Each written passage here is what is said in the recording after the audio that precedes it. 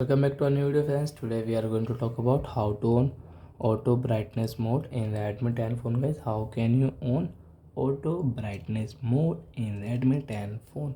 Today I am going to tell you about this setting in your Redmi phone.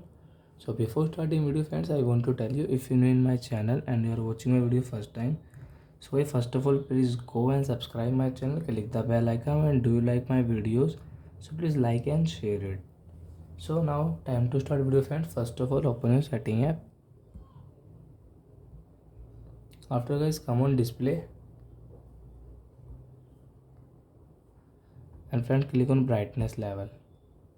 After guys you can see automatic brightness mode. So guys you want to on, so guys you can on automatic brightness mode. It will cover automatic guys. So I hope guys you have understood how to on automatic brightness mode in Redmi 10 phone. So that's it guys. Thank you for watching my video guys. Now we will meet on next video with new topic. Before guys please go and like my video, subscribe my channel. Bye bye friends.